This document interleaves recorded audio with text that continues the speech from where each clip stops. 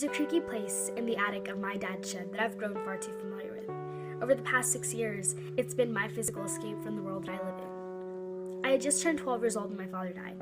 He left behind 2 computer companies, 4 children, and 1 distressed wife.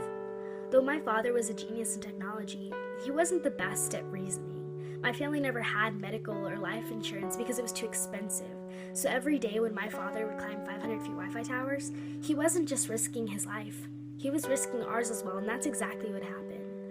His death wasn't something that we anticipated. It was abrupt and tragic, a freak accident. He had been dismantling a tower when a guy wire snapped, causing it to collapse on top of him. We went from being a normal middle-class family to foraging for quarters on the couch, quite literally. It was donations that helped pay for my father's funeral, and now, over 6 years later, we still haven't been able to afford a tombstone for his grave. We all changed after that. Everyone became more serious, and my mother became more absent. I talked less, observed more, and hid my pain. I never had a chance to cry or grieve because I had to be strong.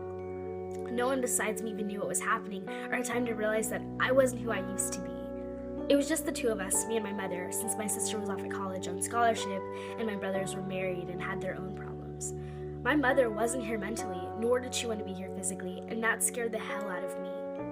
It was up to me to cook meals and pay bills. I even had to learn how to do her job for the company as far as sending out invoices, posting checks, and answering phones. My brothers tried to keep the business running so that my father's death wouldn't be in vain. But year over year, we lost more customers than we were bringing in, and the income was hardly anything to support their families. At the beginning of 2014, after 5 years of trial and stress over the business, my mother finally left it to start working for a temp agency, now making $10 an hour. She's much happier now, but we still live paycheck by paycheck and struggle to catch up with our bills. If my father had life insurance, we wouldn't have had to struggle like we have.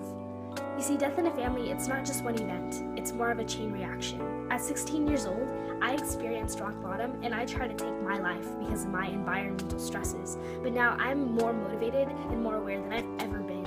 I know that by surviving this, I have the ability to overcome anything. Little petty problems become irrelevant once you've experienced far greater adversities. I'm the person that I am today because of the challenges that I've endured. My family doesn't have the funds to send me off to college, so it's up to me to get things done.